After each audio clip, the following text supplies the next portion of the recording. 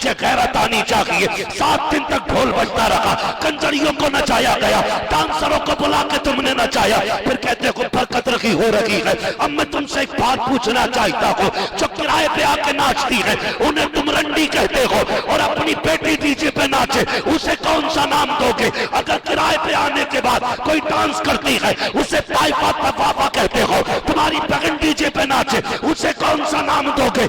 याद रखना, आज तुम दूसरे को नचा रहे हो, कल अगर तेरी बेटी किसी के आगे नाची तो तेरे दिल पे क्या गुजरेगी? मुझे भी जरा हाथ रख के बता, खुदा की कसम मैं फिर से कहूंगा, दूसरे की बेटी को इज्जत दिया करो, खुदा तुम्हारी बेटियों को इज्जत की खैरात अता फरमाए।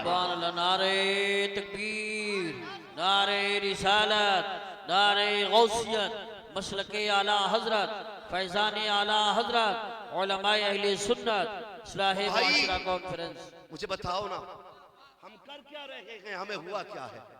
हम किधर जा रहे हैं यार? हम किधर जा रहे हैं? 3 दिन पहले डीजे बज रहे हैं, वो कहता आवाज खोल के रखना, तुझे शर्म नहीं आ रही? वो किसी ने बड़ा दर्द रखा था इस शेर में, वो मैंने शायद किसी कार्ड पे पढ़ा था, फूलों को पास पाल पोस के गैरों को सौंप दे, बागों के मालियों का मुकद्दर अजीब है। नहीं लगा तुम्हें तुमने क्या दिया है किसी को? बेटी जा रही है, घर की बहारें जा रही है। अगर तुम्हें यकीन ना आए तो पूछ किसी सफेद दाढ़ी वाले से, बता जब से बेटी गई है घर कैसा लगता है? वो रो के कहेगा जब से बेटी गई है घर की खुशियां चली गई, आंगन सूना सूना लगता है। 7 बेटे अल्लाह ने दिए, 7 बहुएं हैं, उनके 3-3, 4-4 बच्चे हैं, लेकिन जब से बेटी गई है ना घर में जी नहीं लगता है, घर में दिल नहीं लगता है। बहन बेटी की रुखसती पे डीजे, गैरत मर गई हमारी। बताओ किस बेगैरती के कुएं का पानी पिया है हमने? यार ऐसा भी दौर गुजरा है बहनों की रुखसती पे भाई बेहोश हो जाते थे। आज 4 दिन पहले से कूद रहा। हालात देखो हमने क्या किया। 7 दिन पहले से गीत हुए, 3 दिन पहले से डीजे हुआ, शादी वाली रात में रंडियां लाके नचाई गई, अगले दिन फिर क्या ना किया गया। खुदा की कसम देखो तो कितने तमाशे हुए। गौर से सुनना प्यारे कारी यूसुफ साहब, बस तवज्जो फरमाइए, कौन कौन से तमाशे ना हुए। हल्दी के नाम पे बेगैरती का नंगा नाच नाचा गया, हल्दी के नाम पे बेटियों को नंगा किया गया, हल्दी की रस्म अदा की गई, वीडियो वाले को बुला करके बेटी के जिस्म का तमाशा कराया गया। मुझे पता तो सकी। फिर मेहंदी के नाम पे का तमाशा हुआ।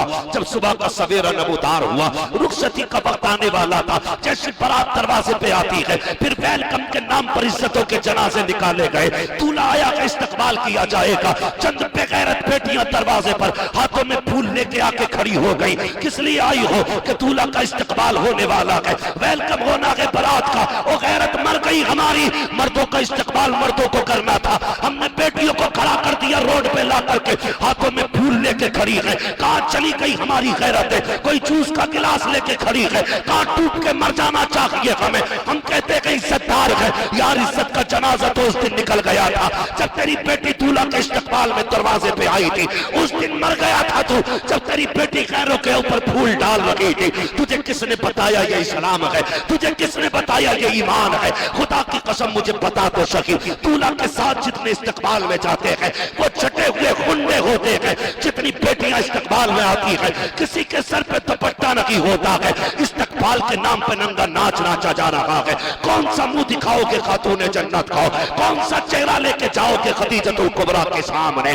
कौन से चेहरे से हाजिर होगे हजरत आयशा सिद्दीका के आगे? मुझे बता तो सकी। फिर वेलकम के नाम पे इज्जतों का जनाजा निकाला गया। फिर जब निकाह हो जाता है कहते जल्दी कीजिएगा, टाइम ज्यादा हो रहा है, जल्दी कीजिएगा। पूरी रात पूरा दिन घूम करके डीजे बजा करके बारात चढ़ाई गई। हमारी गैरत मर गई थी, कुत्तों की तरह घूमते रहे डीजे के पीछे। शाम को खाने पे आकर टूट पड़े। कोई भी निकाह में बैठने वाला नहीं है, जबकि निकाह असल है, जबकि निकाह असल महफिल है। कभी निकाह में बैठने का वक्त नहीं। हम तो आते कि डीजे पे कूदे, खाना खाया घर चले गए। मुझे बता तो सही निकाह में कितने लोग शामिल होते हैं। उसके बाद निकाह हो जाता है, जगेज जाने लगता है, बेटी को रुखसत किया जाता है, तब पीछे से आवाज आती है ठहरो, बेटी बाद में गाड़ी में बैठेगी, पहले कुरान रखा जाएगा। मैं पूछना चाहता हूँ, जब तुम्हें बेटी की रुखसती पे कुरान याद आया तो कुरान ने क्या क्या ना कहा होगा? तुम्हें क्या लगता है वो किताब जो शफाअत करने का हक रखती है,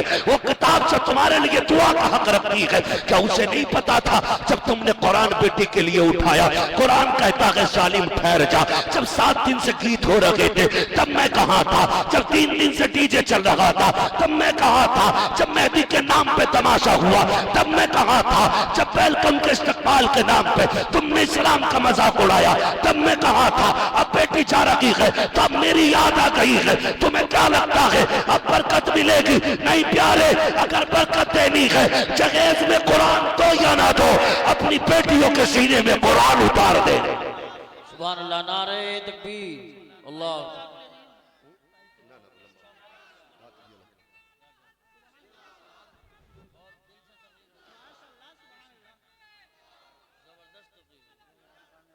भाई बेटियों के सीने में कुरान उतारो। क्यों नहीं उतारा? पूरी जिंदगी ये बेले फेले में रखा। बेटे की पढ़ाई पे 1.5 लाख रुपए साल की फीस भरने वालों, काश तुमने 1,500 बेटी की साल भर की फीस दे दी होती। तुम्हारी बेटी के सिर्फ गाड़ी में कुरान नहीं होता, उसके सीने में कुरान होता। और यही वजह है जो सिर्फ गाड़ी में कुरान रख के लाती हैं, वो सिर्फ रखा रहता है, रखा रहता है। हम मुसलमान ने सोचे हम इस्लाम की किस ग्रेड पे खड़े हैं, क्या मैयार है हमारा इस्लाम में? गौर कीजिएगा इस बात पर मेरी। हमने कौन सी जगह को अपनाया है इस्लाम की? मुझे बताया जाए, बेटों को पढ़ाने के लिए यूनिवर्सिटी में 10 लाख की फीस भर सकते हो, बेटी को कुरान पढ़ाने के लिए 10,000 नहीं भरे जाते? भाई बेटियों को पढ़ाओ, क्यों नहीं पढ़ाते बेटियों? एक बात कही जाती है कारी साहब, एक बात कही जाती है, लोग मिजाज बनाए रखा है लोगों ने, कर देखो जी बेटी तो पराया धन होती है। बस ये घटिया सोच रखी है लोगों ने, बेटी पराया धन होती है। मुझे जरा दिल पे हाथ रख के बता, अल्लाह सबको बेटियों जैसी नेमतें अता फरमाए, रहमतें अता फरमाए। आमीन। बड़ी बात होती है जिसके आंगन में बेटी आ जाए। खुदा की कसम, बेटी अगर छोटी भी हो ना तो बेटों से ज्यादा प्यार करती हैं बेटियां। हमने क्या कहा? ये पराया धन है। क्या कहा बेटियों को? बोलो, नाराज हो गए क्या? कोई फर्क नहीं पड़ता, पाए मोरा लंग ने इस मुल्क के खुदा तंग ने, कोई टेंशन नहीं है, बुरे लगे भली लगे। मैंने पहले ही कह दिया था, जिसे खराब लगे सामने से हट जाए, है ना? लोगों ने क्या कहा? बेटी पराया धन होती है, ये कह के बेटियों को टाल दिया गया, पराया धन। बाप भी कहता रहा पराया धन है, ससुराल पहुंची तो उन्होंने कहा पराए घर से आई है।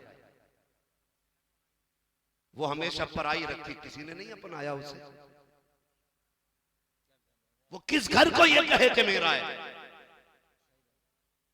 कितना सितम किया गया बेटी के साथ। और बेटों पे इसलिए पैसा लगाया जाता है क्योंकि ये कमाएगा, मुझे खिलाएगा। याद रखिएगा, बेटे अगर दुनिया का सहारा होते हैं तो बेटियां आखिरत का सहारा होती हैं।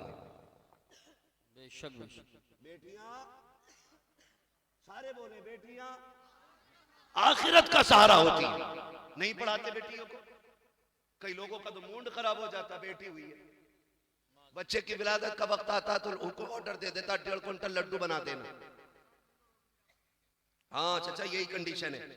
आज कहता भाई 1.5 क्विंटल लड्डू बना देना। अचानक खबर आती है हॉस्पिटल से बेटी आई है, तो घर में चादर उड़ के पड़ जाएगा मरदूत। और मीठे वाला कह रहा भाई लड्डू, बोले भाड़ में जाए तेरे लड्डू। ऑर्डर तो दिया था बे, बोले खा ले तू। बोले खैर तो बात क्या हो? तो कह रहा लोड़िया हुई। मुंह बिगाड़ के कह रहा, हाँ बोले तू ही खा ले लड्डू। कितनी बेटियों को इसलिए तलाक हो जाती है कि उनके शिकम में बेटा पैदा नहीं हुआ, उनके शिकम से। इसकी जिम्मेदार औरत है? बोले अगर किसी के जहन में फतूर हो तो इलाज कर लेना, वरना अल्लाह ऐसे लट मारेगा कोई बचाने वाला नसीब नहीं होगा। बेटी देनी है या बेटा देना, यह फैसला रब का है। और जब वो ना देने का फैसला कर ले तो कोई दे भी नहीं सकता। वो ना देने का फैसला कर दे तो कोई दे भी नहीं सकता। जिसे चाहता बेटा दे, जिसे चाहे बेटी दे। जब कुछ नहीं होता तो मर्या कह रहा ना बेटी दे देता कम से कम। दे दे चाहे बेटी दे, मुंह जाला हो जाए। ये कंडीशन है कारी साहब। बेटी हो गई मुंह बिगड़ गए। ये दीन की कमी है, ये तालीम की कमी है। हमने इल्म हासिल नहीं किया उसकी वजह। और 40% हमारे समाज में ऐसे लोग हैं जो आज भी बेटी से ज्यादा बेटों को अहमियत देते हैं। 40% बने फिरे सफेद कपड़े पहन के कितने बड़े कुतब, लेकिन अंदर आग लग रही होती है कि बेटा नहीं हो रहा। ठीक है बेटे मांगो तुम्हारी मर्जी है, लेकिन अल्लाह बेटियां दे तो उनकी इज्जतें किया, उनकी इज्जतें किया करो। मैंने फरमाया था बेटे बुढ़ापे का सहारा होते हैं और बेटियां, अल्लाह सलामत रखे नौजवानों, अल्लाह से औलाद मांगना, पहले बेटी मांगना। जिस घर में बेटी आती है साथ खुदा की रहमतें लेके आया करती है। हम में से कितने लोग ऐसे हैं जिनकी रोटी इसलिए चल रही है कि रब ने उनके आंगन में बेटियां पैदा कर दी है। सुभान अल्लाह, बहुत जिनके आंगन में रोजी बेटियों के नसीब से उतर रही है, मगर ये मर गया 10 किलो लड्डू में। जिम्मेदार पीर साहब हो गए, कैसे दुआ दी थी बेटा ना हुआ। पीर साहब का ही चुरा लाए का दर। हालात खराब है हमारे। सुने बेटियों से प्यार किया करें। बेटी क्या होती है मुझे बात याद आ गई है, मैं फिर बता दूं, शायद मैंने बताई भी। एक शख्स था, अल्लाह ने उसे 6 बेटियां अता फरमाई। कितनी? सारे बोले कितनी? पीछे वाले नाराज है क्या? आवाज आ रही है तो पीछे वाले बोले कितनी बेटी? 6 बेटियां। बड़ा मूड खराब हुआ। 7वें बच्चे की विलादत के मौके पर उसने बीवी के बाल पकड़े, कहने लगा सुन, इस बार बेटी हुई ना तो बेटी को तो कत्ल करूंगा और तुझे घर से निकाल दूंगा। जैसी उसने ये बात कही तो माँ होती है यार। माँ को लाल भी प्यारे होते हैं, लाडलियां भी प्यारी हुआ करती है। होता है क्या? माँ को बेटे भी प्यारे होते, बेटी भी प्यारी होती है। जब शोहर ने ये कहा कर अब के बेटी पैदा हो गई तो खैरियत नहीं, ना तू रहेगी और ना तेरी बच्ची रहेगी। जब उसने ये बात कही तो माँ थी बेचैन हो गई। रात को उसने मुसल्ला बिछाया, झोली फैला के कहती मालिक तूने मुझे एक बेटी दी, मैंने खुशी से झोली फैला के ली। तूने दूसरी बेटी दी, मैंने तेरा शुक्र अदा किया। तूने तीसरी बेटी दी, मैंने तेरा शुक्र अदा किया। तूने चौथी बेटी दी, मैंने शुक्र अदा किया। मालिक 6 बेटियां दी, मैंने कुछ नहीं कहा। या अल्लाह अपनी 7वीं बेटी दे, मुझे कोई एतराज नहीं, मगर मेरा शोहर जो है ना उसने कहा है अगर 7वीं बेटी हो गई ना तो गला काट दूंगा उसका, तुझे घर से निकाल दूंगा।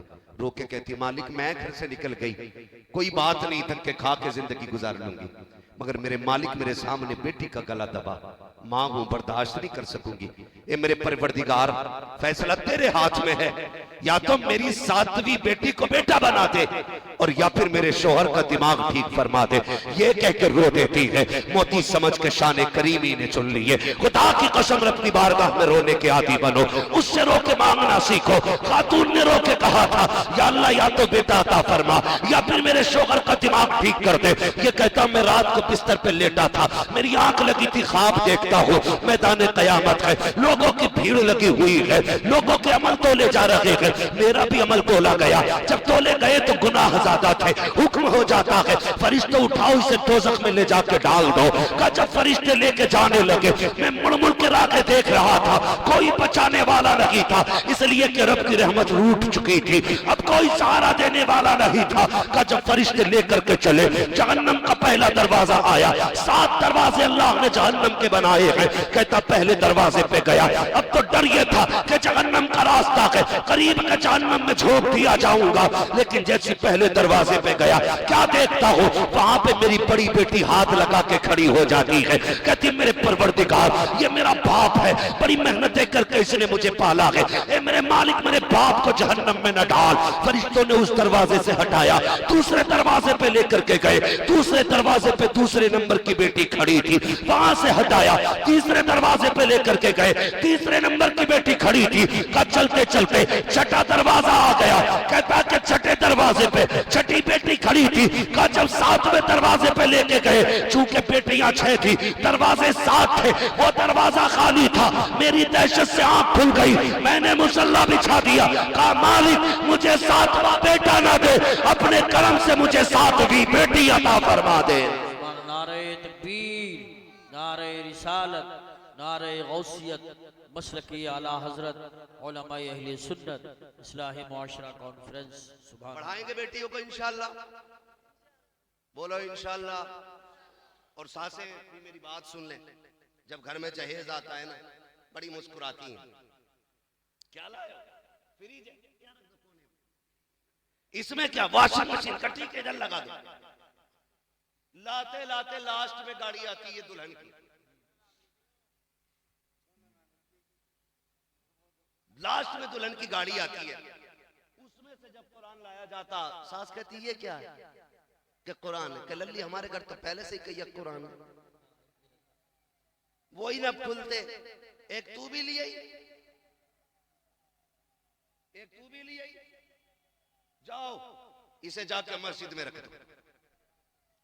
जिस घर के अंदर टीवी के लिए जगह हो, फ्रिज के लिए जगह हो, वॉशिंग मशीन के लिए जगह हो और कुरान रखने के लिए जगह ना हो, समझ लेना उस घर में कभी खुदा की रहमतें नहीं आ सकती।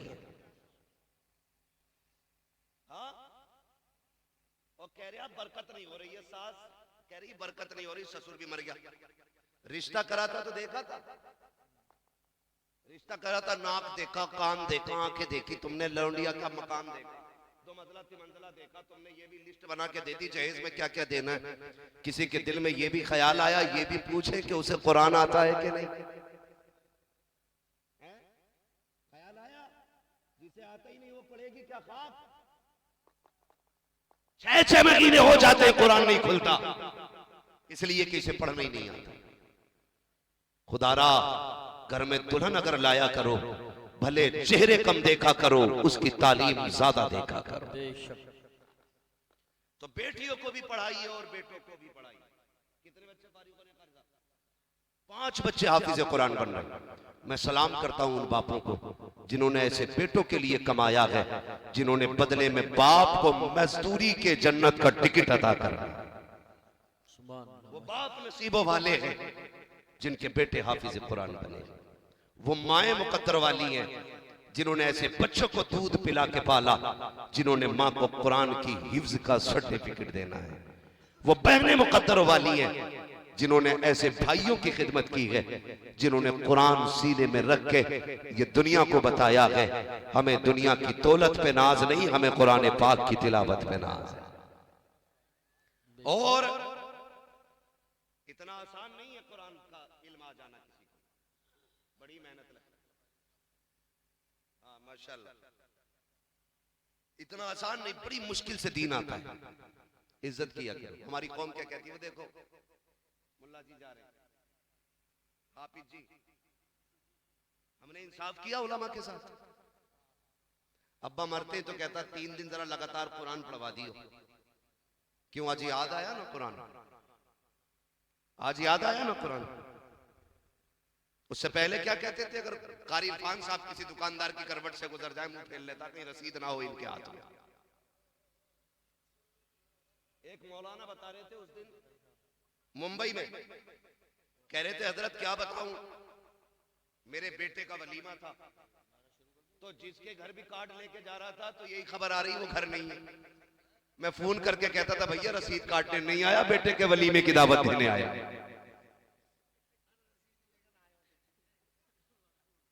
ये सूरत मुंबई की बात है, गुजरात की। मैं भी गया था कुछ दिन पहले, तो एक मौलाना बता रहे थे कि मैं बड़ा परेशान हुआ। एक बंदा हाथ में वलीमे का कार्ड लेने तैयार नहीं था। ये सोच रहे थे लगता है फिर कोई रसीद लेके आया।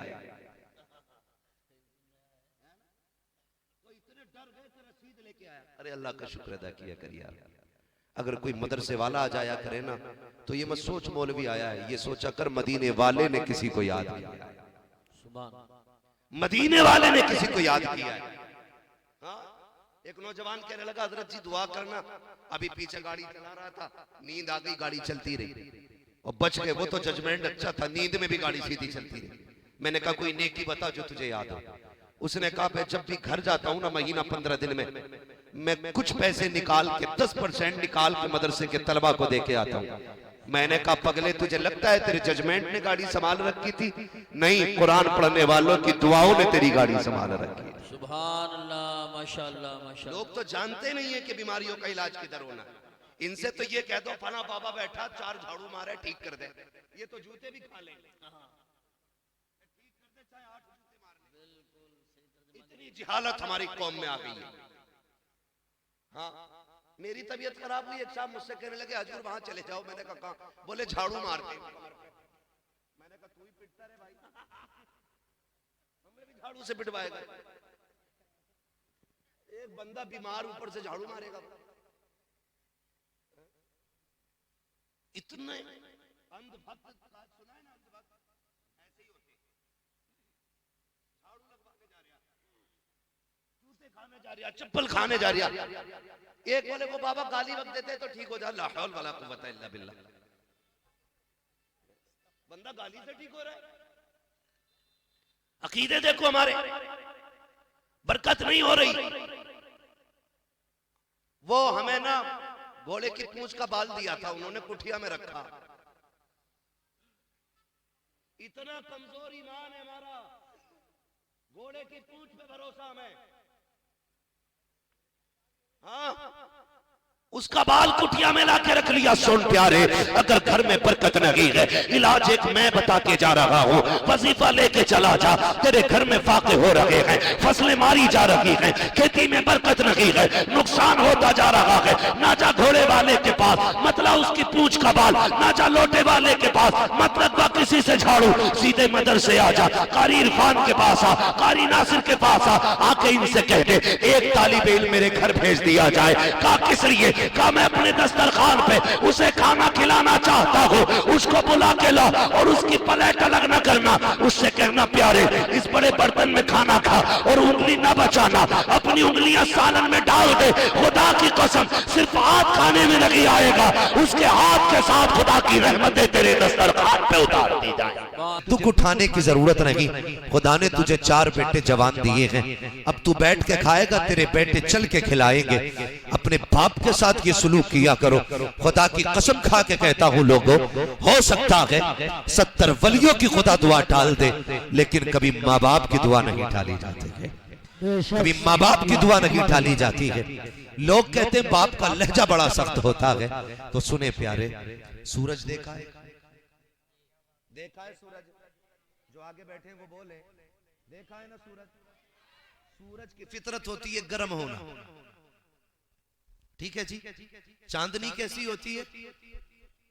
माशाल्लाह, हमारे बुजुर्ग बैठे हैं, अल्लाह इनकी उम्र में बरकत अता फरमाए। ये कह रहे हैं बहुत नर्म होती है। यानी चांदनी की फितरत है ठंडा होना, और सूरज की फितरत है, सूरज की फितरत है, जोर से, सूरज की फितरत है गर्म होना। माँ चांदनी की तरह होती है, बाप सूरज की तरह होता है। बाप सूरज की तरह होता है, गर्म होता है। लेकिन अगर सूरज ना निकले तो रात होती है। मैं कुछ समझाना चाहता हूं, अगर सूरज ना निकले तो रात होती है, मगर होता क्या है? गर्म।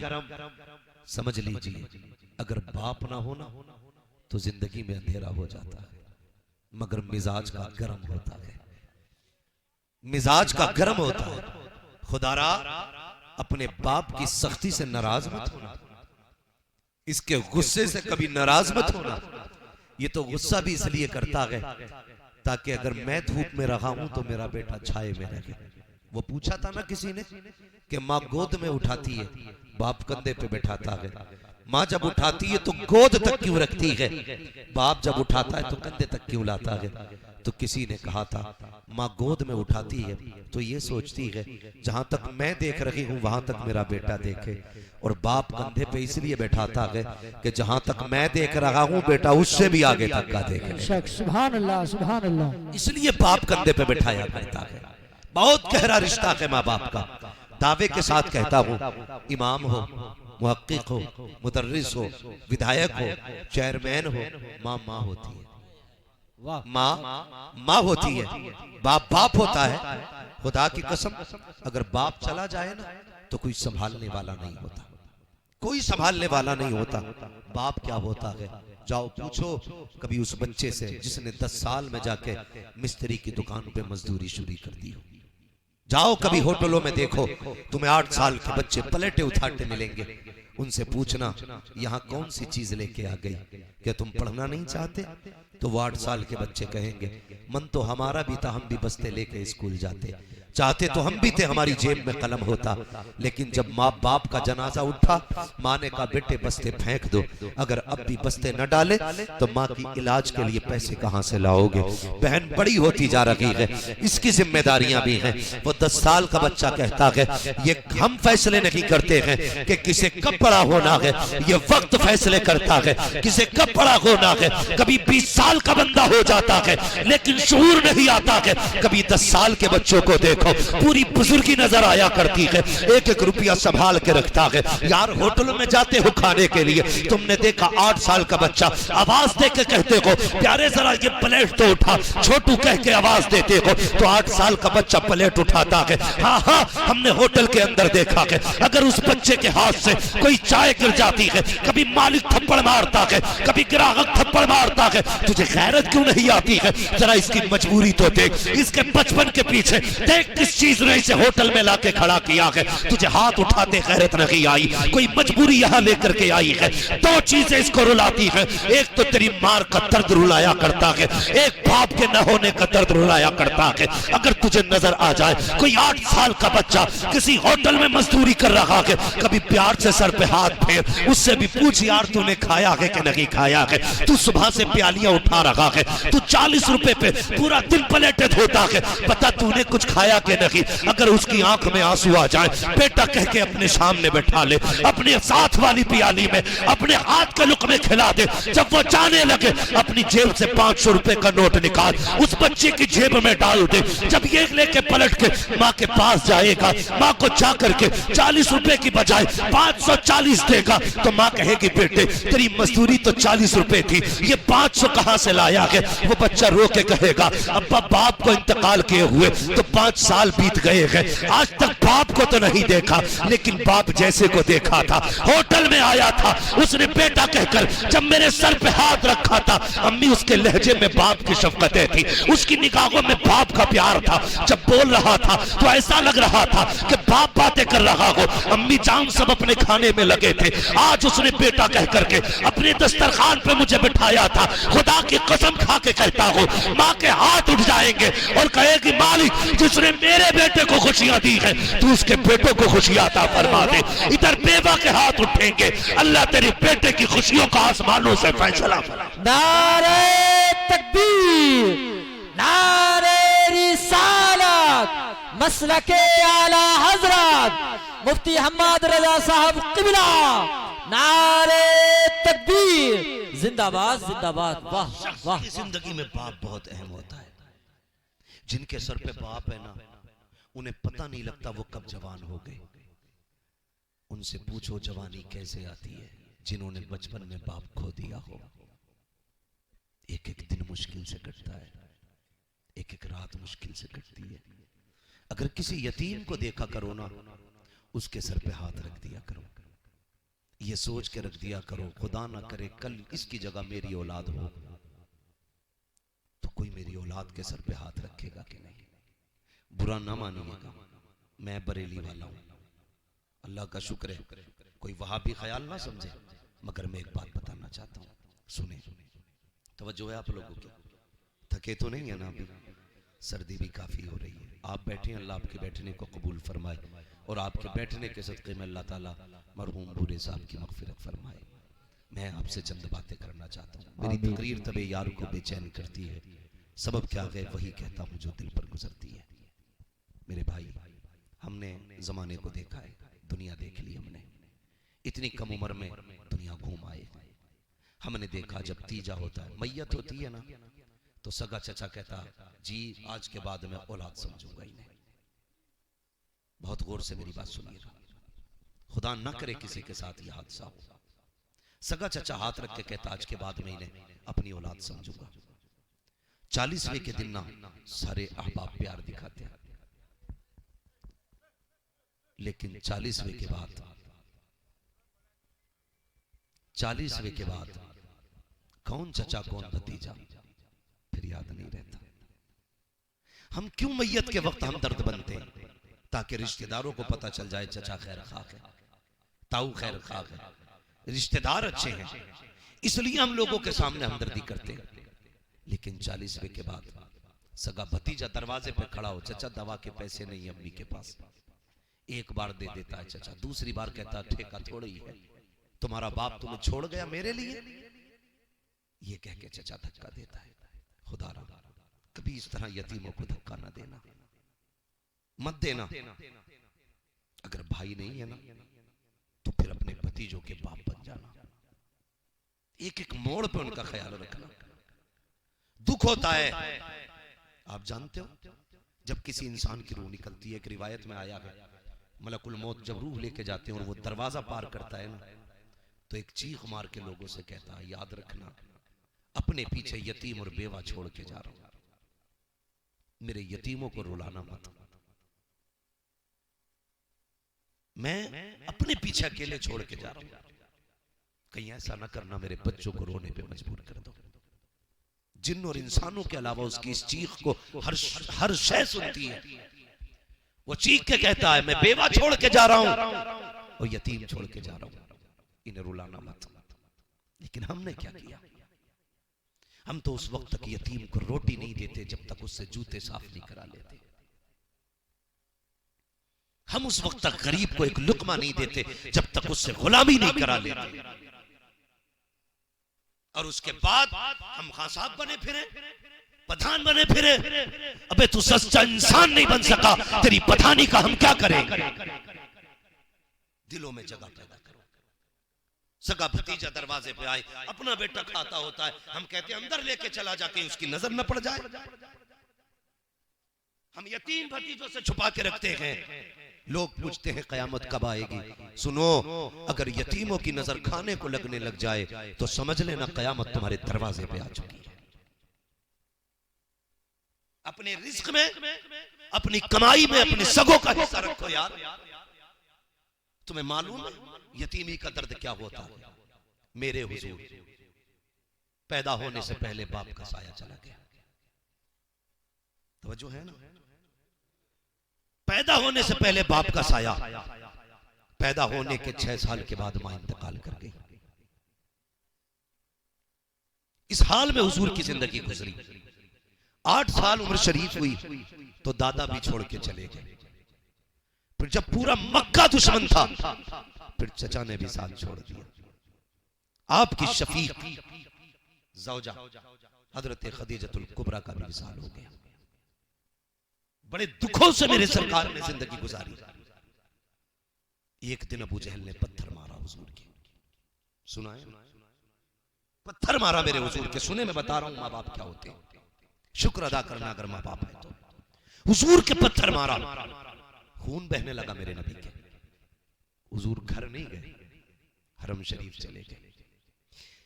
हरम शरीफ के दरवाजे से हजरत अमीर हमजा की खादिमा गुजरी। इधर अमीर हमजा शिकार के लिए गए हुए थे।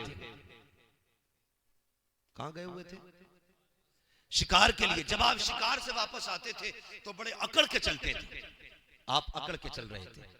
इतने में लड़कियों ने देखा और कहने लगी अगर इसे पता चल जाए ना कि इसके भतीजे के साथ क्या हुआ है तो ये अकड़ ना छोड़ देगा। अभी ईमान नहीं लाए थे हुजूर के चचा, अभी ईमान नहीं लाए। जल्दी से घर आए। खादिमा ने दस्तरखान बिछाते हुए कहा, आंख में आंसू थे, कल लगता है खानदान कुरैश की तलवारों को जंग लग गया है।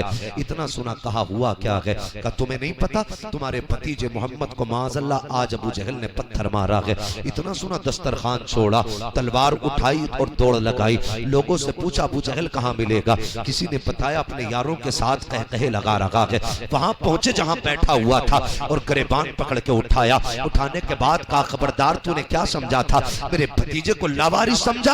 ये कह के आपने तलवार के दस्ते से चोट मारी, उसका सर फटा, खून बहने लगा। फिर आपने कहा लोगों मेरा भतीजा कहाँ है? कहा जाओ हमने उसे हरम शरीफ में रोते हुए देखा है। अब जरा सुनना, जब हरम शरीफ में आपके चचा आए हैं, सरकार दो आलम हालत सजदा में है, रो के अपने रब से फरियाद कर रहे हैं। चचा ने आके कहा था भतीजे जरा सर तो उठाओ, मैं आ गया हूँ।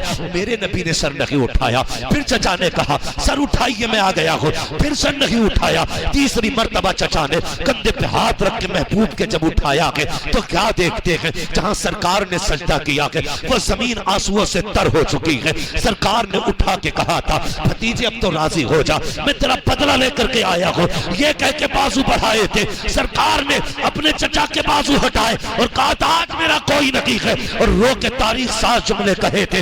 आका ने फरमाया था चचा अगर आज मेरा बाप होता तो किसी में हिम्मत नहीं थी जब मेरी तरफ आंख उठा के देख लेता। आज अगर मेरी माँ मीना होती तो यहाँ हरम में बैठ करके तनखा लावारिसों की तरह न रोता, मैं भी माँ की गोद में सर रख के रो देता। पता चला बाप होता है तो किसी में हिम्मत नहीं होती आंख उठा ले, माँ होती है तो रोने के लिए आंचल हुआ करता है। अगर ये नहीं होते हैं तो रोने के लिए गोद नहीं मिलती है, सहारे देने के लिए कंधे नहीं मिलते हैं। हजरत पैगंबर इस्लाम ने जैसी तना कहा है, चचा ने बाजू फैला के सरकार को सीने से लगाया, कब तो राजी हो जा, मैं तेरा बदला लेके आया हूँ। तब महबूब ने कहा था चाचा मैं बदले से राजी नहीं होता, अगर खुशी देना चाहते हो तो फिर वो कलमा पढ़ो जो खुदा ने मुझे दे के भेजा। ये बाप होता है, माँ बाप के बगैर जिंदगी मुश्किल होती है, बहुत मुश्किल होती है। इज्जत किया करो माँ बाप की, कदर किया करो माँ बाप की। माँ बाप सबसे ज्यादा प्यार अपनी औलाद से, सबसे ज्यादा प्यार अपनी औलाद से करते हैं। आपको मैं क्या बताऊं, मुझसे बड़ी बड़ी उम्र के लोग बैठे हुए हैं, जिंदगी सबके सामने, सबके सामने। खुदा की कसम माँ बाप के प्यार को कोई क्या तोलेगा, कोई नहीं तोल सकता। जब औलाद हो जाती है ना तो बाप नए कपड़े पहनना भूल जाता है, बेटी आ जाती है तो बाप घी खाना छोड़ देता है, दूध पीना छोड़ देता है। बीवी कहती है सरताज पीते क्यों नहीं दूध, कमजोर हो जाओगे। बेटी का मत्था चूम के बाप कहता है अरे क्या जरूरत है दूध घी की, जिस दिन इसे इज्जत से रुखसत कर लूंगा उस दिन मैं दुनिया का सबसे बड़ा पहलवान कहलाऊंगा। ये बाप होता है यार। माँ खुदा की कसम कुर्बान जाओ, माँ पर कुर्बान जाओ। तुम हजार ऐब करो, माँ की नजर में कोई ऐब नहीं होता, कोई ऐब नहीं होता। माँ कितनी सादी होती है यार, तुम माँ से कितनी आसानी से झूठ बोल जाते हो और माँ यकीन कर लेती है। सोचा तुमने, कभी ख्याल किया माँ क्या होती है? सबसे ज्यादा औलाद से माँ प्यार करती है। आओ तारीख का एक बाब और पलट पलट, अभी वक्त है ना आपके पास, जरा कह दें या रसूल अल्लाह। मैं आपको बता दूं माँ क्या होती है। अल्लाह आपको सलामत रखे। कायनात में बड़े नसीबों वाली खातून सैयदा तय्यबा ताहिरा आबिदा जाहिदा तकिया नकिया ज़किया हजरत सैयदा फातिमा ज़हरा रज़ी अल्लाह ताला। कितने नसीबों वाली, जिनका बाप नबियों का ईमान है। आपको इस बात पे सुभान अल्लाह कहना चाहिए था। हाँ, बड़े सीधे लोग हैं, मैं आपकी सादगी पे कुर्बान जाऊंगा।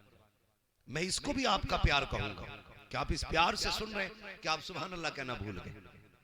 सैयदा फातिमा वो है जिनका बाप नबियों का इमाम है, जिनका शोहर वलियों का इमाम है, जिनके बेटे शहीदों के इमाम हैं और जो खुद जन्नती औरतों की सरदार है। इतनी बाज़मत शख्सियत खातून जन्नत सैयदा फातिमा ज़हरा है, जिनके बेटों को शहीद आजम कहा जाता है। वो खातून जन्नत सैयदा तय्यबा ताहिरा एक दिन घर में बैठी है। सुने मेरी माँ बहनें भी बहुत गौर से सुनना, अंदाज़े में मेरा बहुत शौक नहीं है, शायद कि उतर जाए तेरे दिल में मेरी बात, बहुत गौर से सुनिएगा। जब आपकी जिंदगी के आखिरी लम्हात आए ना, हजरत अली रजी अल्लाह तआला अन्हु घर में तशरीफ लाए। देखा खातून जन्नत सैयदा फातिमा ज़हरा अपने हाथ से झाड़ू लगा रही है, सारे कपड़े धो दिए। उसके बाद कहने लगी अली मैंने तुम्हारे सारे कपड़े धो दिए, जो तुम्हारे सर पे अमामा है ना ये भी दे दो, धुल देती हूँ। हजरत अली मुस्कुरा के कहने लगे लगता है फातिमा आज तबीयत ठीक है, आज खुद काम कर रही हो। कहने लगी अली वक्त कम है, ज्यादा बात करने का वक्त नहीं है, जल्दी से अमामा दें। हजरत अली ने अपना अमामा उतार के दिया, खातून जन्नत उसको धुलने में लग गई। आप आए कहने लगे कनीज से क्या बात, आज फातिमा की तबीयत ठीक है? उसने रो के कहा जब से सुबह हुई है ना फातिमा मुझे कोई काम नहीं करने दे रही है, फातिमा मुझे कोई काम नहीं करने दे रही है। आप आए कहने लगे फातिमा खैर तो है? कहने लगे अली वक्त कम है। जब आपने बेटे को नहलाया और कपड़े पहनाने लगी तो रोने लग गई, तब हजरत अली की समझ में बात आई। कहा था फातिमा खैर तो है, आज क्यों रो रही हो? तो फरमाने लगी आज इसलिए रो रही हूं अली, आज मैंने बेटों को नहलाया है, कल खुदा जाने मेरे बाद कौन नहलाएगा। इतनी बात सुनी हजरत अली की चीख निकल गई, क्या कहना चाहती हो? काली आज मेरा दुनिया से जाने का वक्त आ गया है। हजरत अली ने सैयदा फातिमा का हाथ पकड़ा, कहने लगे फातिमा भी दिन की रफाकत कितनी गुजरी है, इतनी जल्दी साथ छोड़ के जाने की बात, और ये देख छोटे छोटे बच्चे हैं, ऐसी बात न कर। सैयदा कहने लगी अली आज मैं फजर की नमाज पढ़ के मुसल्ले पे बैठी थी, मेरी आंख लगी तो मेरे बाबा तशरीफ लाए थे और फरमा रहे थे फातिमा आज सहरी अली के दस्तरखान पे खाई है, इफ्तार मोहम्मद के दस्तरखान पे करना है, इफ्तार मेरे दस्तरखान पे करना है, अली वक्त कम है। जैसी इतनी बात कही शहजादों को तैयार किया और करने के बाद कहा जाओ नाना से सलाम कह के आओ। इधर शहजादे घर से निकले, खातून जन्नत ने अली का हाथ पकड़ा, अली जरा आइए आपसे कुछ बातें करनी है। अब मेरी बहनें भी गौर से सुने और भाई भी गौर से सुने, बेटे भी गौर से सुने। खातून जन्नत हाथ पकड़ के लाई, कहने लगी अली जरा आइए कुछ बात करनी है। जब आके बैठे हजरत अली ने कहा कहो फातिमा क्या कहना चाहती हो? कहा अली पूरी जिंदगी तेरे साथ गुजरी है, अली जो जिंदगी के अयाम गुजरे हैं ए अली अगर कोई खता हो गई हो तो माफ कर देना, कोई गलती हो गई हो तो माफ कर देना। अब हजरत अली की चीख निकल जाती है, खातून जन्नत मुझसे माफी मांग रही हो, माफी तो मुझे मांगनी चाहिए, जिस दिन से मेरे घर में आई हो अभी तक कभी सुख का तुमने एक सांस नहीं लिया है, दुख के सिवा तुमने कुछ नहीं पाया है। तुम सैयदुल अंबिया की बेटी हो, मेरे घर के अंदर आज तक तुमने पेट भर के खाना नहीं खाया, खातून जन्नत मुझे माफी मांगनी चाहिए। सैयदा फातिमा ने कहा था अली हो सकता है जिंदगी में कोई खता हो गई हो, तुमने कपड़े धोने के लिए कहा हो मुझसे धुलने में ताखिर हो गई हो, तुमने रोटी बनाने का हुक्म दिया है मुझसे बनाने में देर हो गई हो, ए अली ऐसा हो गया हो तो माफ कर देना। हजरत अली ने कहा फातिमा जाओ मैंने रब की रजा के लिए माफ किया। अगली बात खातून जन्नत की सुनना, आपने फरमाया ए अली जब तक मैं तुम्हारे निकाह में थी उस वक्त तुम्हें दूसरे निकाह की इजाजत न थी, आज फातिमा जा रही है और तुम्हें आजाद करती है, तुम जिससे चाहे निकाह कर लेना। अल्लाह अकबर। उसके बाद जब तीसरी बात की बारी आई है जरा दिल थाम के सुनना, खातून जन्नत ने कहा था ए अली मेरे बाद निकाह करोगे, अपना घर भी बसाओगे, बीवी तुम्हारे बिस्तर पे आएगी, लेकिन ए अली जहां 29 रातें अपनी बीवी के साथ गुजारा करो, एक रात मेरे बच्चों के साथ गुजार लिया करना। ये माँ हुआ करती है, ए अली एक रात मेरे बच्चों के साथ गुजार लिया करना। खातून जन्नत किस लिए? कब मेरे बगैर बच्चे पता नहीं कैसे जिंदगी गुजारेंगे। ए अली ये हमेशा मेरे दामन से जुड़े रहते हैं, अगर मैं न रही तो कल इन्हें मेरी याद आएगी। अली बीवी में इतने मसरूफ ना हो जाना, मेरे बच्चों को भी देख लिया करना। ये माँ होती है जाते जाते बच्चों का ख्याल करती है। और खातून जन्नत ने कहा था ए अली तुम्हें दूसरी बीवियां मुबारक हो, लेकिन कभी मेरी याद आ जाया करे तो कब्रिस्तान भी आ जाया करना अपनी फातिमा से मुलाकात करने के लिए। फातिमा इंतजार करती रहेगी। अल्लाह अकबर। इधर ये बात कही है, उधर शहजादे दौड़ते हुए आ जाते हैं। माँ ने बेटों को देखा, अरे शहजादे इतनी जल्दी? कहा हाँ। कहा किस लिए? कहा हुजूर के रोजे पे गए। अंदर से आवाज आई शहजादों नाना तो फिर भी मिल जाएंगे, लेकिन लेकिन माँ नहीं मिलेगी, जाओ माँ की खिदमत में चले जाओ। हमने कहा ये क्या मतलब है? तो कहा था तुम नहीं जानते हो, माँ का दुनिया से जाने का वक्त आ गया है। हमने कहा आप कौन है? कहा मुझे इब्राहिम खलीलुल्लाह कहा जाता है। कहा किस लिए आए हो? कहा मैं ही नहीं बल्कि सारे नबियों की रूह हजरत फातिमा की रूह के इस्तकबाल के लिए आई है। नारे तकबीर, नारे रिसालत, मसलके आला हजरत उलमाए अहले सुन्नत हजरत मुफ्ती हम्माद रजा साहब क़िबला, नारे तकबीर। अल्लाह की आगोश में जब थक के सो जाती है माँ, तब कहीं जाकर के थोड़ा सा सुकून पाती है माँ। अल्लाह पूरी जिंदगी माँ औलाद के नाम कर देती है, बाप पूरी जिंदगी औलाद के नाम कर देता है। हम कितना करते हैं उनके लिए? कुछ भी तो नहीं, कुछ भी तो नहीं यार। किया करो उनके लिए। ये बंगला, ये गाड़ियां, ये इज्जत, ये शोहरत, ये दौलत, बाप नहीं होगा तो ये सब काटने दौड़ेंगे। मेरे एक दोस्त थे, मुझसे कहते हैं मेरे माँ बाप तब थे जब मेरे पास साइकिल भी नहीं थी। आज 50-50 लाख की गाड़ी है, लेकिन बैठने वाले माँ बाप नहीं है। कहता मैं जब भी गाड़ी में बैठता हूं मेरा जी करता काश मेरा बाप होता जो मुझे कंधे पे बैठा के मेला लेके जाता था। आज मैं उसे गाड़ी में बैठा के घुमाता। इसलिए बाप है ना तो इज्जत करो, कदर करो। अपने खाने से पहले अपने माँ बाप के खाने की फिक्र किया करो। अपने खाने से पहले लोग पूछते मालदार कैसे होते, मैं कहता हूं अपनी दौलत माँ बाप पे खर्च करना शुरू कर, अल्लाह तेरे खजानों में दौलत के ढेर लगा डाले। सुभान अल्लाह। इज्जतें यूं ही नहीं मिला, इसमें किसी की दुआएं शामिल होती हैं। तरक्कियां यूं ही नहीं मिला करती, इसमें किसी के रातों के सजदे लगे होते हैं, किसी की आंखों के आंसू लगे होते हैं, तब तुम कहीं जाकर के किसी मयार पर पहुंचते हो। मुनव्वर राना ने कहा था बुलंदियों का बड़े से बड़ा मकाम छुआ, उठाया गोद में माँ ने तब आसमान छुआ। खुदा की कसम माँ की गोद से बुलंद कोई शय नहीं होती है, बाप की उंगली से ज्यादा मजबूत कोई चट्टान नहीं होती है। आज ये है, इनकी इज्जत करें, इनकी कदर करें। कल ये चले जाएंगे, फिर नहीं आने वाले, फिर नहीं आने वाले। तरस जाओगे इस आवाज को सुनने के लिए। लड़ते हैं ना माँ बाप से, क्यों डांटते हो हमें? तुम बूढ़े हो गए हो, तुम्हें क्या पता। ना ना डरना, ना लड़ना इनसे। अगर ये डांटे भी ना बुरा लगता है, जवान हो, खून गर्म है, लेकिन मजा तब है बर्दाश्त कर लो, बर्दाश्त कर लो, फिर जीने का मजा आता है। ये लाख सितम भी करें, बर्दाश्त करो, फिर देख जीने का कितना मजा है। मेरे हुजूर ने फरमाया था जिससे बाप या माँ इस हाल में दुनिया से गए कि वो अपनी औलाद से राजी थे, फरमाया जब कयामत का दिन होगा सारे लोग मुझे तलाश करेंगे, मैं उस खुशनसीब शख्स को तलाश करूंगा, मैं उस खुशनसीब शख्स को तलाश करूंगा। फरमाते अगर वो मुझे मिल गया, और फरमाते मैं ढूंढ लूंगा। उस्ताद ज़मान अल्लामा हसन रज़ा ने कहा था अजीज बच्चे को माँ जिस तरह तलाश करे, खुदा गवाह है वही हाल आपका होगा, खुदा गवाह है वही हाल आपका होगा। हुजूर फरमाते मैं पंजों के बल उठ उठ के देखूंगा कोई मेरा उम्मती जन्नत से रह तो नहीं गया। लाओ तो कोई ऐसा प्यार करने वाला यार, लाओ तो ऐसा लाड़ करने वाला कोई। कहते मैदान कयामत में मैं पंजों पे उछल उछल के देखूंगा, कहीं कोई ढका छुपा तो नहीं रह गया।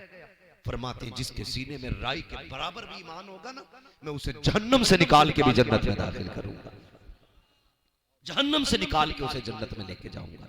ये हुजूर ने कहा है। हुजूर फरमाते मैं जिसके माँ बाप उससे राजी होकर दुनिया से गए होंगे ना, फिर मैं उसका हाथ पकड़ूंगा और उसे उस रब की बारगाह में लाऊंगा और कहूंगा मालिक ये वो खुशनसीब बंदा है जिसने अपने माँ बाप की रजा हासिल की। पहले रब से बख्शवाऊंगा, फिर उसको पुलसिरात पार कराऊंगा। कहते हैं फिर अपने हाथों से उसे हौज़े कौसर के जाम पिलाऊंगा। कहते हैं फिर हाथ पकड़ के मैं उसे जन्नत में छोड़ के आऊंगा। खुदा की कसम हर शख्स ये चाहता है वो नसीब वाला शख्स मैं हूं, अल्लाह मुझे बना दे। अगर आप उस खुशनसीब शख्स की तरह बनना चाहते हो तो फिर कोशिश करना माँ बाप की खिदमत करनी है। करेंगे बोलो इंशाअल्लाह, माँ बाप की खिदमत करेंगे इंशाअल्लाह। हाँ खिदमत कीजिएगा। एक बात बता दूं, लोग कहते हैं जी मैं बड़ी खिदमत करता हूं अपने अब्बा की, और बाप से अगर पूछो ना औलाद प्यार करती है कि नहीं, अगर औलाद एक वक्त की रोटी भी नहीं देती ना, बाप फिर भी कहता तीनों टाइम घी से लगा के दे रहा है। बाप फिर भी कहता 3 टाइम घी से खिला रहा मेरा बेटा। क्यों?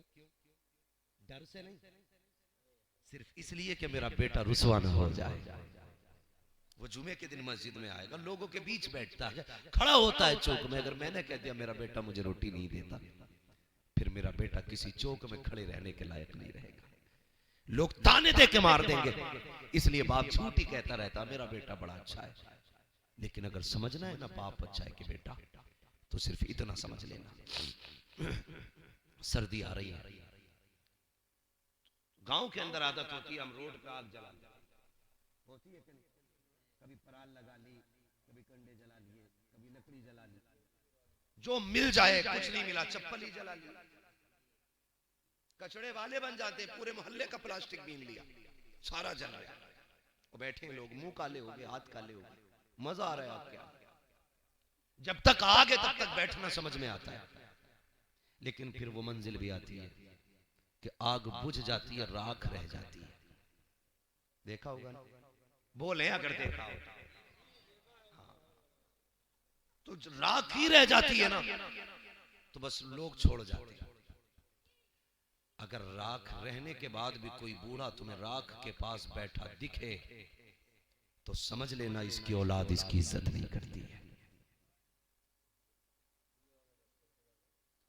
अगर इसकी औलाद इसकी इज्जत करती तो ये बूझी राख के आगे नहीं बैठा होता, घर में इसके लिए कंबल लगा होता, रजाई में बैठता, इसका जी चाहता तो चूल्हे पे बैठ के रोटी खाता। लेकिन बुरा हो उस औलाद का जिस बाप ने पूरी जिंदगी में एक छत बनाई थी, बुढ़ापे में उससे वही छत छीन ली जाती है और कहते हैं अब भी तुम घर में ही पड़े रहोगे, बाहर निकलो। यार इसकी पूरी जिंदगी तो बाहर गुजर गई, अब तो कम से कम इसे छत में रहने दिया जाए, अब तो इसे छत में रहने दिया जाए। अगर चाहते हो अल्लाह और उसका रसूल राजी हो तो माँ बाप को राजी करो। सुनो, अगर बत्ती हर जुमेरात जलाने जाते हो, रोज अगर बत्तियां सुलगाने मजारों पे जाया करते हो, सबसे बड़ा मजार तेरा बाप है, सबसे बड़ी दुआओं की जन्नत तेरी माँ है। मजार पे बाद में जा, इनके कदमों में पहले बैठा करो। खुदा की कसम खा के कहता हूँ, अगर माँ बाप नाराज है तो वली की बारगाह तो क्या, काबे में भी जाके कुछ नहीं मिल सकता। माँ बाप को राजी कर ले, घर बैठे बैठे खुदा तेरी सारी जरूरतें पूरी फरमा दे। नारे तकबीर, नारे रिसालत, मसलके आला हजरत मुफ्ती हम्मद रजा साहब क़िबला, नारे तकबीर, सुभान अल्लाह, जिंदाबाद। आखिरी बात और कह जाऊं, ये मेरी बातें वो थी जो तुम्हें एक बात याद रखनी है, इससे हटे तो खैरियत नहीं है।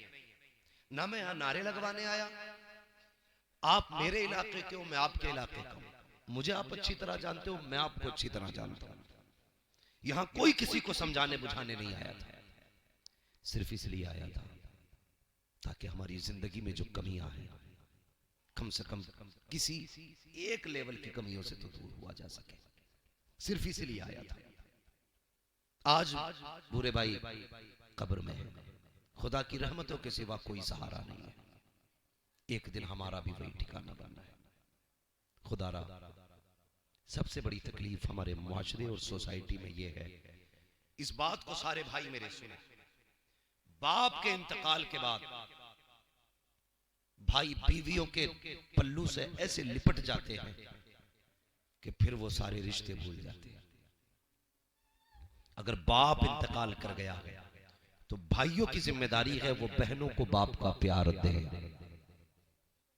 वो मैं हूं या आप हो, आपकी घर की बात हो या मेरे घर की बात, ऐसा नहीं होना चाहिए। बहन दरवाजे पे आए बाप के इंतकाल के बाद, बीवी कहे इससे कह कि ये कम आया करे, और तू कुत्ते जैसी शक्ल बना के उसे देखे,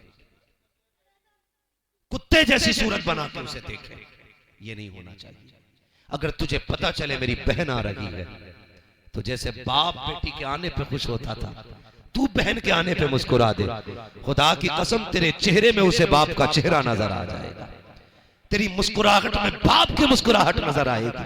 लोग कहते हैं मैंने बाप के 40वें पे 20 देगे बनवाई थी, आधे इलाके को खिलाया था। अरे लानत हो तेरे खिलाने पे, अगर तेरे अपने रूठे बैठे हैं कोई फायदा नहीं है। अगर बाप को राहत देना चाहता है तो रूठे भाई को मना ले, बाप की रूह को तसल्ली मिलेगी। रूठी बहन को मिला ले, बाप को नर राजी मिलेगा। अगर चाहता है कि कब्र में बाप राजी हो जाए, माँ की खिदमत कर ले, खुदा भी राजी हो जाएगा, कब्र में तेरा बाप भी राजी हो। वाह वाह, सुभान अल्लाह सुभान अल्लाह, बहुत खूब, माशाअल्लाह। इंशाअल्लाह करेंगे इंशाअल्लाह। कोशिश ये कीजिएगा माँ बाप के बाद रिश्तेदारों को उनका रिश्ता देना। वो भाई खुशनसीब होता है जो बहनों को बाप के बाद बाप का प्यार दे। वो भाभियां नसीब वाली होती हैं जो सास के बाद नंदों को माँ का प्यार दे। किसी के खाने से कम नहीं होता, अलबत्ता किसी के आने से रिस्क में बरकत जरूर हो जाया करती है। वो कहा था ना किसी ने, अल्लाह मेरे रिस्क की बरकत न चली जाए। 2 रोज से घर में कोई मेहमान नहीं है, अगर मेहमान आते हैं अल्लाह रिस्क में बरकत अता करता है। बहनें लेने नहीं आती, बहनें देने आया करती हैं। जाओ, यकीन ना हो तो आजमा लेना। जिसके घर में बरकत ना हो लेकिन बेटी हो, बरकत ना हो बहन हो, बेटी बहन को आगे बैठाना, मुसल्ला बिछाना और उसका दुपट्टा पकड़ के कहना मालिक इस बेटी का सदका अता कर दे, इस बहन की खैरात दे दे। हाथ नीचे बाद में आएंगे, खुदा की रहमतों की बारिशें पहले शुरू हो जाए। सुभान अल्लाह सुभान अल्लाह, बहुत खूब, इंशाअल्लाह बोले इंशाअल्लाह। अल्लाह हम सबको अपने रिश्तेदारों की कदर करने की तौफीक अता फरमाए, माँ बाप का एहतराम करने की तौफीक अता फरमाए। पूरे भाई कब्र में हैं, अल्लाह उनकी बेहिसाब मग़फ़िरत फरमाए, उनकी औलाद को सब्र जमील अजर जजील अता फरमाए। जितने भी महफिल में आके बैठे हैं मौला सब की हाजिरी कबूल फरमाए। जिनके वालिदैन दुनिया से जा चुके हैं अल्लाह उनकी बेहिसाब मग़फ़िरत फरमाए। जिनके बाहयात हैं अल्लाह उनके बापों की उम्रों में बरकत अता फरमाए। बस जो हुए अगलात उनको माफ फरमाए रब्बे कायनात। जिंदगी ने दिया साथ, फिर होगी मुलाकात, चमन रहा फूल खिलेंगे, जिंदगी रही फिर मिलेंगे। मुसाफिर हैं हम भी, मुसाफिर हो तुम भी, किसी मोड़ पर फिर मुलाकात होगी। फकीरान आए सदा कर चले, सदा खुश रहो ये दुआ कर चले। सारे लोग कलमा शरीफ पढ़ लीजिए, ला इलाहा इल्लल्लाहु मुहम्मदुर रसूलुल्लाह व मा अलैना इल्लल बलाग। अस्सलामु अलैकुम व रहमतुल्लाहि व बरकातुहू।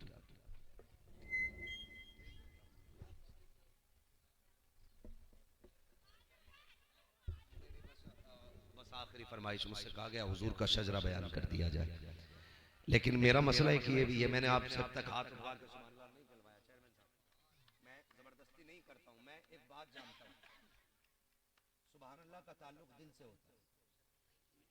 जिसके सीने में जितना इश्क होता है उतनी जोर से बंदा सुभान अल्लाह कहता है, उतनी जोर से बंदा सुभान अल्लाह कहता है। और हाथ इसलिए नहीं उठवाता, मर्जी है आपकी, महफिल उनकी है तो सुभान अल्लाह भी वही कहलवाएंगे जिससे वो चाहते हैं, उससे अपने रब का नाम दिलवा लेते हैं। इसलिए मैं कभी किसी को मजबूर नहीं करता, टांग उठा के कहो, हाथ उठा के कहो, उछल के कहो, कूद के कहो। क्यों भाई, इंसान का बच्चा नहीं, बंदर का बच्चा जो उछल के कहेगा। बैठ के सुभान अल्लाह जिसकी मर्जी कहे कहे, जिसकी ना कहे वो ना कहे।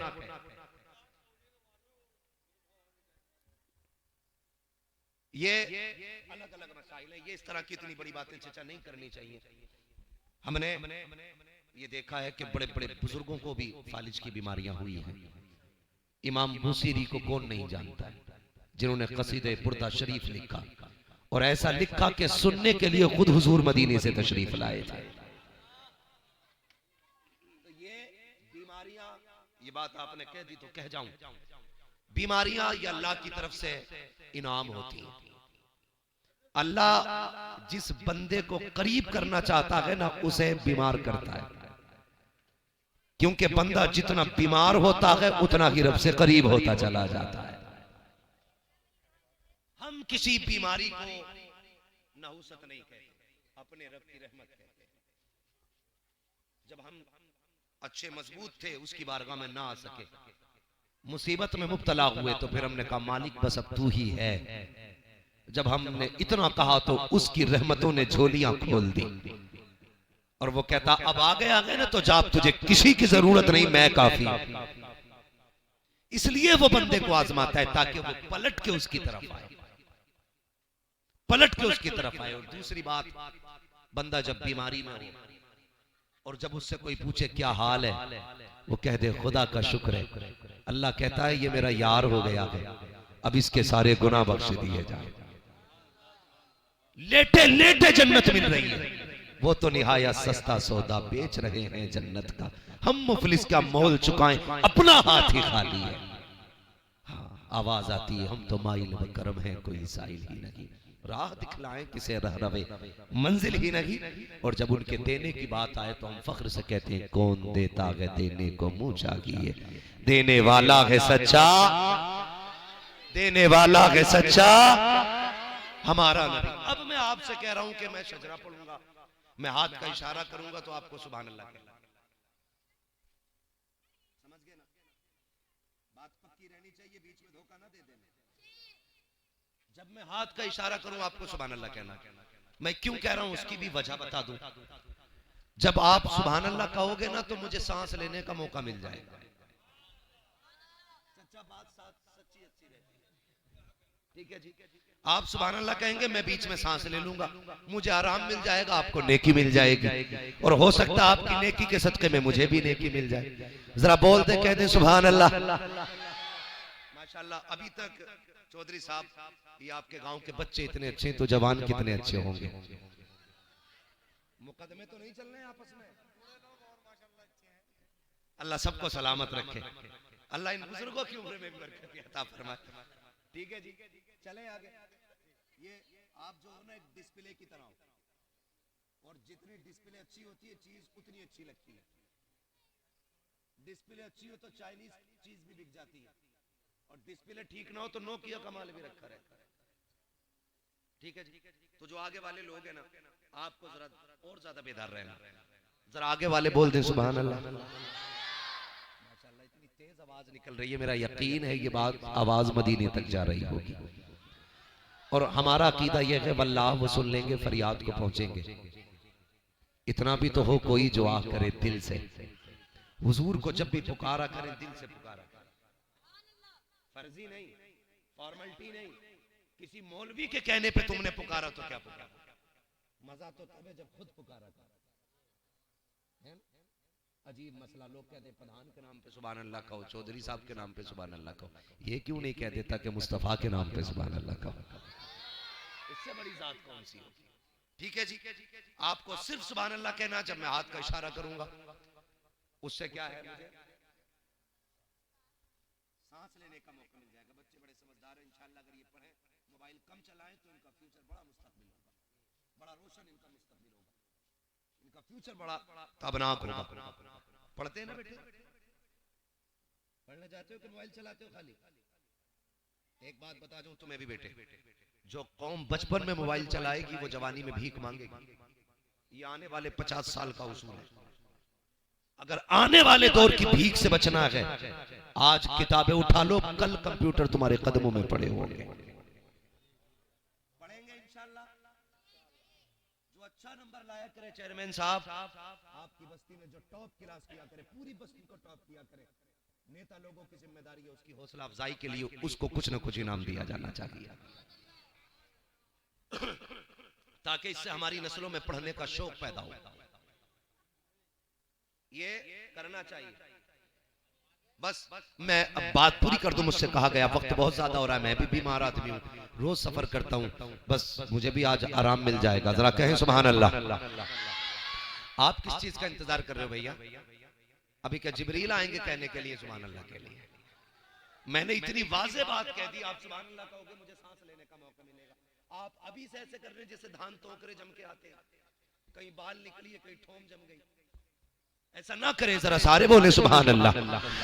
आदम के बेटे शीश, शीश के बेटे यानस, यानस के बेटे कैनान, कैनान के बेटे मैलाइल, मैलाइल के बेटे ब्यारत, ब्यारत के बेटे इदरीस, इदरीस के बेटे मुतवशिक, मुतवशिक के बेटे लमक नेक नाम, लमक नेक नाम के बेटे नूह, नूह के बेटे शाम, शाम के बेटे जुल्हाद, जुल्हाद के बेटे शालेह, शालेह के बेटे आबिर, आबिर के बेटे दाता, दाता के बेटे रावा, रावा के बेटे सारू, सारू के बेटे नाखुर, नाखुर के बेटे तारिक, तारिक के बेटे इब्राहिम खलीलुल्लाह, इब्राहिम खलीलुल्लाह के बेटे इस्माइल ज़बीहुल्लाह, इस्माइल ज़बीहुल्लाह के बेटे केदार, केदार के बेटे अवाम, अवाम के बेटे हमल, हमल के बेटे सलमान, सलमान के बेटे हमल, हमल के बेटे साबित, साबित के बेटे सलमान, सलमान के बेटे रईसा, रईसा के बेटे इलियासा, इलियासा के बेटे औद, औद के बेटे हव्वा, हव्वा के बेटे अदनान, अदनान के बेटे मोहित, मोहित के बेटे नदान, नदार के बेटे मुदिर, मुदिर के बेटे इलियास, इलियास के बेटे मुदरिका, मुदरिका के बेटे खदीमा, खदीमा के बेटे किनाना, किनाना के बेटे नदर, नदर के बेटे मालिक, मालिक के बेटे फार, फार के बेटे गालिब, गालिब के बेटे लुई, लुई के बेटे काब, काब के बेटे मुर्रा, मुर्रा के बेटे किलाब, किलाब के बेटे कुसई,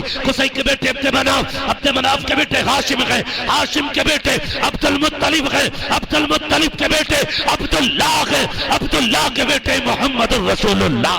नारे तकबीर, नारे रिसालत, मसलके आला हजरत मुफ्ती हम्माद रजा साहब क़िबला, उलमाए अहले सुन्नत, नारे तकबीर, सुभान अल्लाह, सुभान अल्लाह, जिंदाबाद, जिंदाबाद। अल्लाह रब्बुल इज्जत हम सबको हमारे माँ बाप की इज्जत करने की तौफीक अता फरमाए और उन्हें राजी करके मालिक हमें जन्नती होने की तौफीक अता फरमाए, आमीन। और अल्लाह ताला हमें माँ बाप की रजा में राजी रखे, उनके गुस्से को बर्दाश्त करने। एक जहाँ तो जहाँ फिदा, दो जहाँ से भी नहीं जी भरा, करूँ क्या करोड़ों जहाँ नहीं।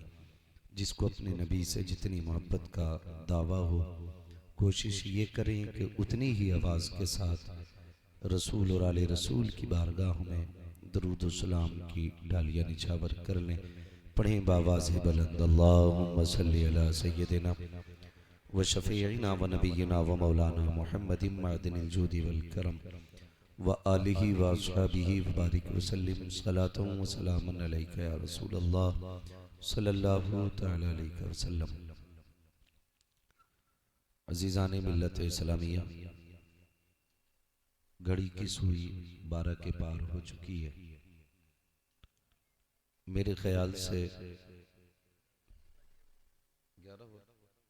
11 हो चुके हैं और सर्दी काफ़ी तेज़ होने लग गई है।